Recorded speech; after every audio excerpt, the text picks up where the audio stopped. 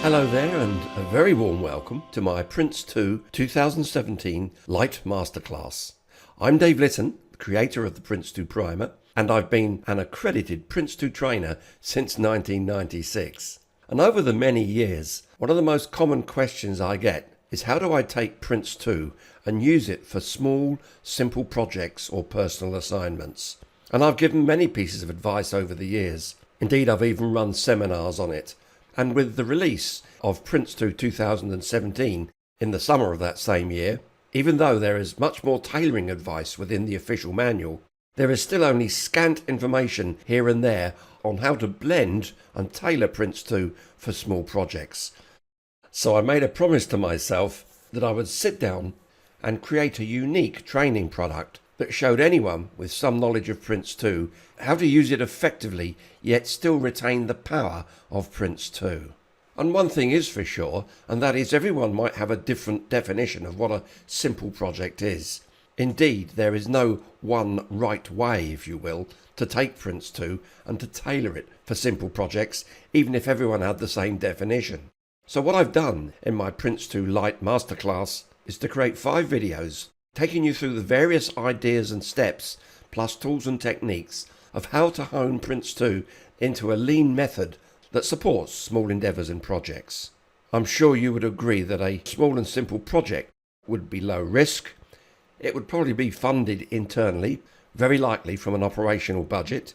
It would probably only have a few people on it, perhaps 2 to 4 individuals that fill up the various PRINCE2 roles. It should be suitable for projects as small as an individual personal assignment, which all of us get from time to time. I would expect a simple project would have an informal approach to both planning, management, monitoring, control and communications. And to help you categorise a project, I've also produced an accompanying decision tool which I've called PRINCE2 Blender. And that too will provide you with some questions and answers to help you gauge whether your small project is suitable for PRINCE2 Lite. I would certainly recommend printing out the handbook that accompanies these 5 videos, as it may help you to take notes as you and I go through each video. So that having been said, let's you and I make a start. Okay, first up, I want to talk about PRINCE2 Lite structure. You are familiar, of course, with the PRINCE2 official manual, with its 7 principles, 7 themes and 7 processes. So I want to share with you one of the first approaches that I shall be introducing you to, and that is that out of the 7 processes, you probably only need 3 of them, with the managing product delivery process optionally being used based on certain criteria which I'll be introducing to you a little later. And if you're wondering where the starting up a project process has gone, and as you and I work through the videos, I'll be helping you to understand why these 3 processes are still vital, and frankly, why the others aren't strictly necessary.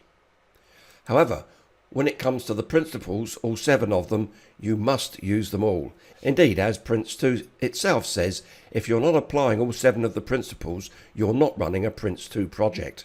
So PRINCE2 Lite will apply all 7 of those principles. What about the themes, I hear you say? Well, as we go through the various lessons, I'll be advising you that the organisation theme and the business case theme almost certainly won't be necessary for a small, simple project. That's not to say we'll disregard them, but as I take you through the structure, you'll realise that they won't add too much more value for a small, simple project. As for the remaining themes, well, you will certainly want to use risk, plans, change, progress and quality themes. However, as we go through the remaining lessons, I think, like me, you'll agree that the organisation theme and business case theme for a small, simple project won't add that much value. Yes, we'll be taking some aspects of them, but the theme itself will play a very small part in PRINCE2 Lite. For those things that we are using, I'll be introducing you to the Lite tailoring, where you and I can focus on the appropriate parts of risk, plans, change, progress and quality themes. There's one other important point which you need to think about right now, and that is for a small simple project you may find the individual known as the project manager may also be creating the specialist products. This will certainly be true if the project is a vehicle for managing a personal assignment, but it may also be true for small simple projects as well. Now that's one of the main reasons why managing product delivery is optional. You certainly don't need the project manager to give themselves checkpoints or the authority to carry out their own work. However, you will find, despite the informal approach, that product descriptions still play a key part, particularly with its quality criteria. Much more of that later. So what exactly is it we wish to control? And this is true of any project. You will certainly be familiar with the 6 aspects of project performance that will need to be managed. No matter how small or simple the project is, you'll certainly want to continue to make sure these 6 elements are managed. So let me just quickly remind you of what these are.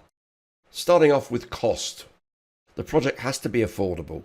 Now, a budget may be suggested, but as you will probably already be aware, a variety of factors can lead to overspending, even though occasionally there are opportunities that crop up that could help you to cut costs. Nevertheless, even a small simple project will need proper funding, and I'll remind you that even if the amount of money is fairly small compared to traditional projects, you still have a responsibility to make sure that it is spent wisely and that time and effort produces the appropriate benefits, which I'll come to shortly. Then we've got timescales, closely linked to costs. The longer a project is, broadly speaking, the more it'll cost. And the most common variable that's normally thrown up with any project is determining the end date. Very often, projects are end date driven, and that's equally true for small, simple projects, pointing to the fact that you will indeed still need to produce a plan. Next up is quality. The end product of the project must work. In PRINCE2 terms, this means that each of its products must be fit for purpose. Again, as I made clear on the previous slide, you will still be using product descriptions, at least one, and it will have its quality criteria, and you will be creating it in order for it to meet its quality criteria.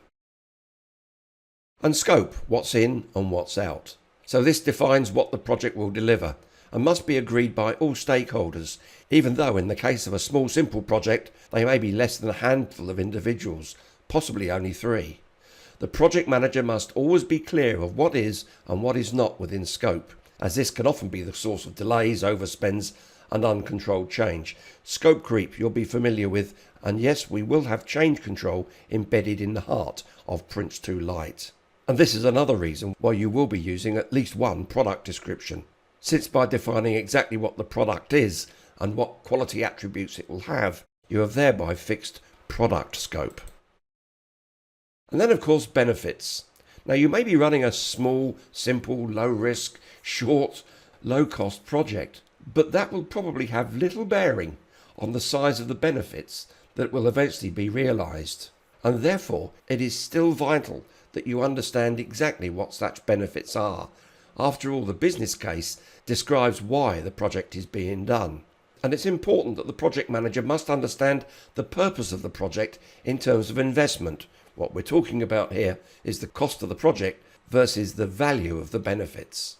But when it comes to a small, simple project, as you'll learn, creating the normally recognised PRINCE2 business case is not always necessary or desirable. And finally here, risk. How much risk are we prepared to accept? Even small, simple projects do have risks, although one would expect risk to be relatively small. It's still important to understand whether or not the risk can be managed and controlled. And for that reason, I will be introducing you to the bare minimum needed in terms of managing risks.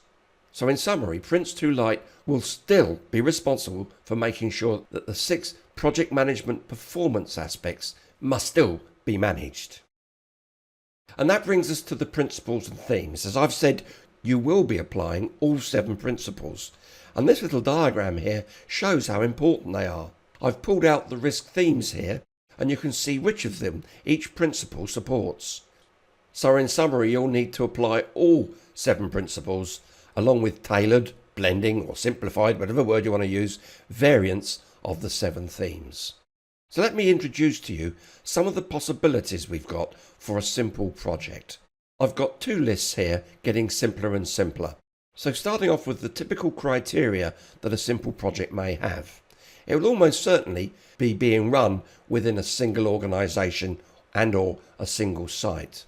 As I've said, it will be low risk, low cost, and it will not be technically complex. Since if something is complex, it almost certainly is high risk. It will have a single delivery stage and the project board roles will almost certainly need to be shared. Now, the project manager will normally fulfill the role of team manager and perform their own project support. That's pretty much a given for a small simple project.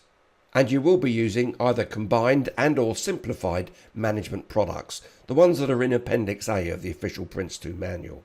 You'll find you'll be assembling a simple PID, and that will be considerably cut down from the content shown in the official manual. Let's take this a step further then. It could well be that you have a single person project board. In fact, this is getting closer to what my PRINCE2 Lite was designed for. And as I hinted at just now, the project manager may also be doing the work, creating the specialist products. And one of the reasons why it's unlikely you'll be using a formal business case is because the business justification may be just get on and do it because I want it and I've said so, often coming from a senior manager. That doesn't mean that you simply disregard the business aspects, but it would certainly negate the need for you to create any form of business case. Now, the project budget may be funded from the operational budget. In other words, it'll be internally funded.